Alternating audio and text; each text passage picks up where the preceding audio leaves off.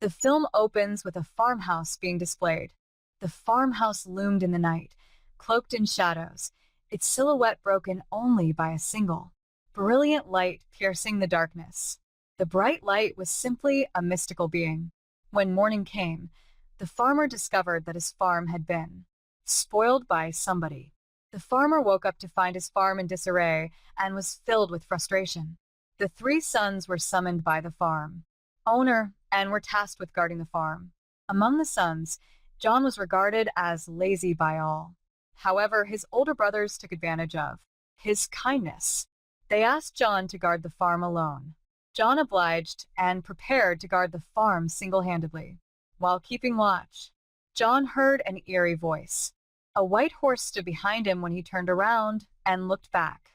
John couldn't believe what he was seeing. When he saw such a large white horse, he now tries to grab the horse by tying a rope to it. That horse begins to run, but John maintains a firm grip on the ropes. This is why John is being moved with that horse. The horse becomes unbalanced and falls into a swamp as it moves forward. John helps the horse in getting out of the swamp. Meanwhile, John realizes the horse's eyes are filled with tears. John feels terrible and promises that he'll never come near this farmhouse again. The horse thanks John and departs. When John returns home, he hears a sound again from his farm. When John goes there to check, he is shocked to see two horses chained there. Before he can understand anything else, a voice tells John that this is a gift for him. When John turns around and looks back, he sees a tiny horse named Foal. In fact, Foal was the son of the horse that John had saved the night before. Foal informs John that my mother is really happy with you. That is why she has sent you a gift. John feels happy after hearing this. John, on the other hand, hears his father's voice. John comes out and tries to keep his father outside, preventing him from entering. Following his father's departure, John sits on Foal. Foal runs quickly, and John is shocked by his speed. Foal lets out a sharp whistle, and moments later, two horses emerge from the stable, responding to his call. John thinks he will sell these horses at the market. When John takes these horses to the market, people are shocked by their beauty. No one has ever seen such splendid horses like this. Many people talk about buying these horses from John. Foal also advises John to sell the horses to the older man. John, on the other hand, wants to sell these horses to the king. When the king arrives, he is fascinated with the horses, but his minister believes they are stolen horses. The king takes advantage of this and takes John's two horses without payment. When John talks about the money, he remains silent and leaves.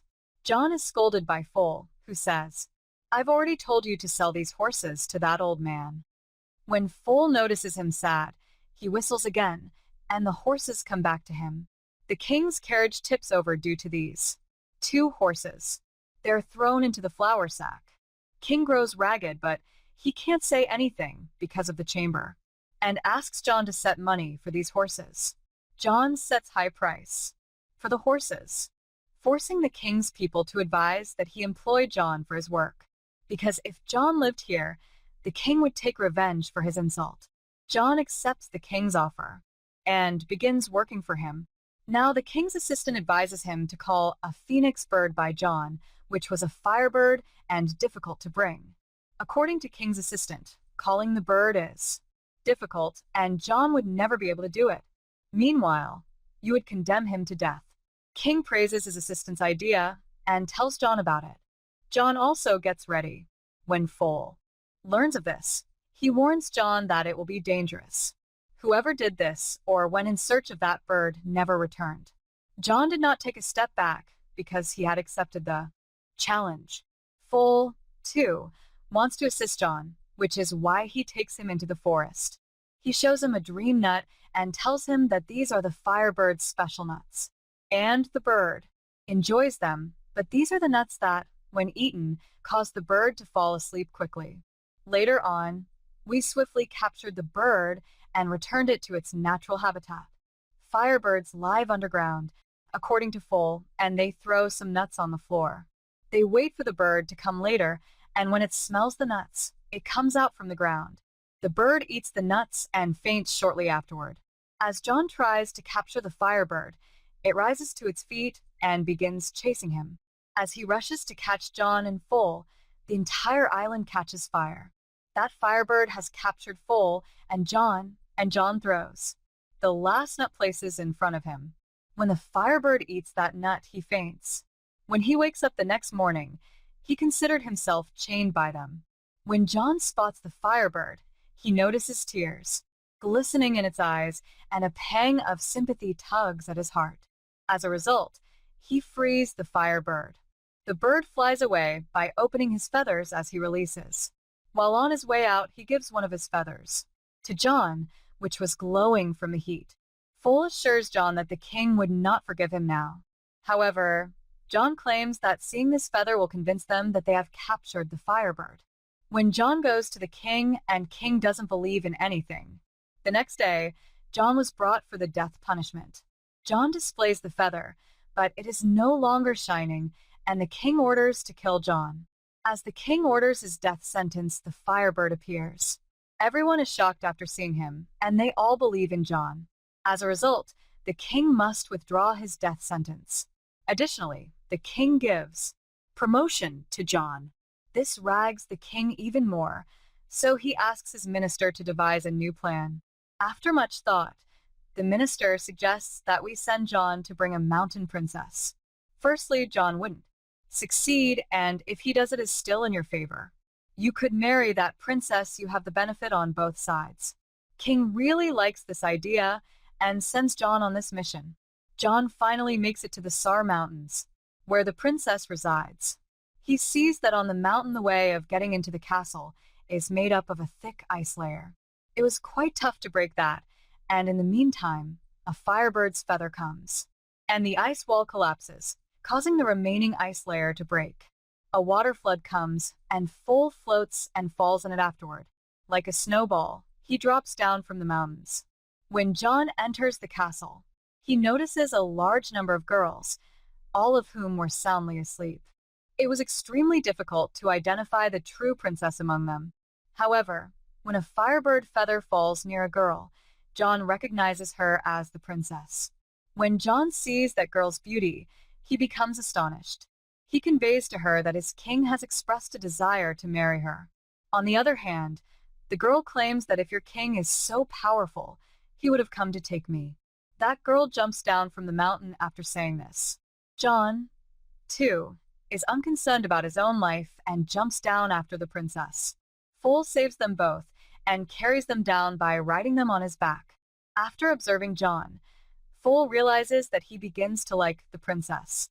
Foal realizes that if the king finds out, it will be a problem for him. Princess was listening in on their talk secretly.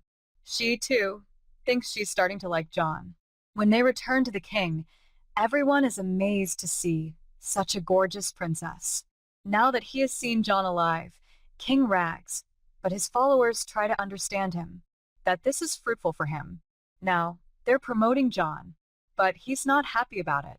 He was worried about the princess, so he went to see her secretly. Before he can tell the princess anything, the king's people arrive and take her away. The king proposes the princess. She sets a condition to marry him. If he could bring the ring that belonged to her grandmother to the princess. That ring was lost in the sea. She will not marry until she receives the ring. Following this, King grows anxious, and John arrives. As he stands there, the king shoots him. Foal is asked about the ring by John, but he replies he doesn't know anything about it. Foal tells his mother about it. She informs him that the ring is in the whale's belly, that can be found near a small island in the sea. John goes with Foal, but he falls down due to a collapse with several birds around. It's revealed that John has reached the whale. John notices large chains in the sea, as well as a whale trapped in the chains. When John comes out, Foal informs him that the entire island is whale about Foal's mother has informed. John asks of the whale as to who has done this to him. The whale says that I have eaten some ships by accident. That's why the whale had been imprisoned by the other sailors. However, this whale now wants to correct its mistake. John is sad for the whale, and he has a plan. He believes that by helping the whale in sneezing, he will be able to get everything out of him. according to the plan to go inside the whale's nose and tickle it. In the meantime, the whale sneezes, and all of the ships emerge from his stomach. Later on, the whale returns to the sea. Following the whale's departure, John is reminded of the ring and becomes sad. As a result of the whale's absence, a crab appears with the ring. He tells John that the whale has sent this ring for you because that whale knows about the heart's feelings. They later return to the princess. They inspect the Firebird that the king has tethered to the building. When John gives the princess the ring, she knows that he can do anything for her. On the other hand, the king's man was peering through the microscope at Foal. He feels Foal is a devil when he listens to him speak. They all go there to capture Foal, and the king also wakes up.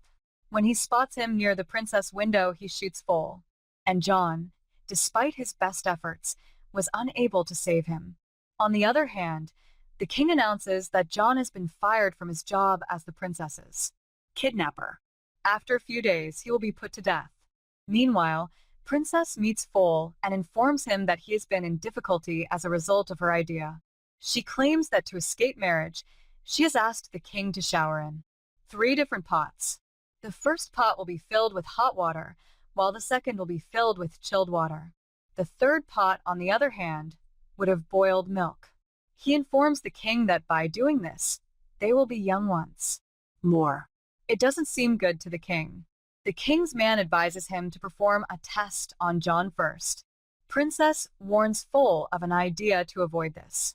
If they placed her grandmother's ring in the first pot, the Firebird's feather is in the second pot, and the life and death flowers are in the third pot. John's life might be saved as a result. Foal asks about these flowers to the princess. She claims that these flowers can only be found in the last corner of the world. This, according to Foal, will take a long time. Princess, on the other hand, claims that due to your speed, this task would be completed quickly. Despite being injured, Foal goes to get the flowers. The pots are prepared the next morning, and the king decides that this is the appropriate time to tell everyone how kind he is. He informs everyone that this process is John's second chance, because if he succeeds in this, John will be released. Later, he pushes John into the pot, and the princess places her ring secretly in the pot as well. Because of the ring, John is able to exit the first section and enter the second. The Firebird, who is watching everything, begins to scream. His voice reaches the enchained feather, which flies in and falls in the pot. John eventually falls into the third and final pot. Princess was anxiously awaiting the arrival of Foal. On the other hand, we see Foal reaching the flower. Before picking the bloom, Foal realizes that whoever does so will die. Regardless, he plucks the blossom. Everyone there believes John is dead, and they begin to leave sadly. Foal appears and throws the flower in the pot. Later, John comes from the pot looking like a prince. The king, after watching this, jumps into the first pot as well. Instead of being young, he is trapped in a bubble and goes from there. Everyone is overjoyed, and they crown John as their new king. John and Princess go out in search of the foal. Foal thinks he's going to die, but Princess assures him that the flower was simply putting him to the test. At the last scene, we see the marriage of John with Princess, and the movie ends here.